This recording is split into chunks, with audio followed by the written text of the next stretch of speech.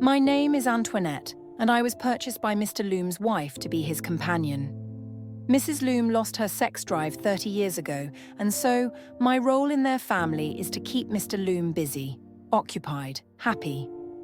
Every Tuesday at 2 p.m, he summons me to prepare my body for him. He likes my hair pinned up, dresses that show off my long neck, earrings that dangle and lips the colour of a blood rose. Mrs. Loom bought me all these things to wear for him.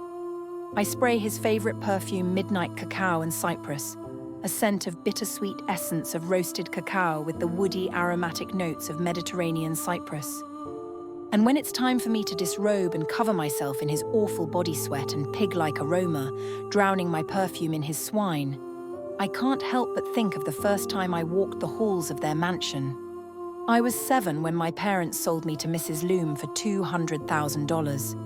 I was always homeschooled, so not many people knew of my existence, really. Mrs. Loom was kind. I'd never been in a mansion before, or anything bigger than a one-bedroom flat. I was in awe walking down the halls of the beautiful chandeliers and paintings. The rooms were so grandiose and the mirrors overtook the walls. So much finery, so much fancy. Things I've only read about in Jane Austen books. I was scared at first, but Mrs. Loom told me I was going to meet my very own Mr. Darcy.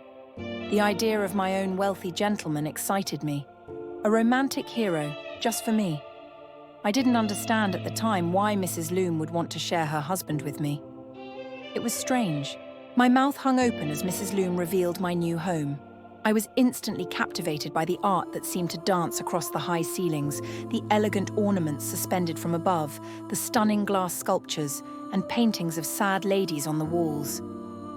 I always wondered, how could they be so sad in such a lavish home, surrounded by such lovely things? As we continued on our walk around the mansion, Mrs. Loom assured she will teach me all that I needed to know to take care Mr. Loom, or as she joked, my Mr. Darcy. She said he was not as handsome, not as kind, not as hygienic, not as charming, but he would be all mine, and that is enough for any young lady.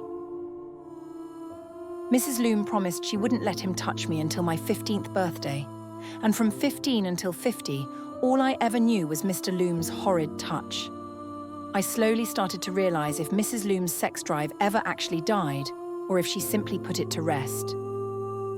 It is Tuesday again, and I have to prepare myself for another dreaded swine flu. No matter how used to it I have grown, I still shake with disgust at the sight of his rotting teeth and rotund, hairy belly.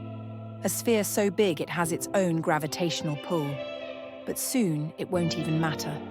You see, I have confessed to Mr. Loom that I too have a sex drive that has died, and tomorrow he has instructed that I find a young lady whose parents need a Mr. Darcy.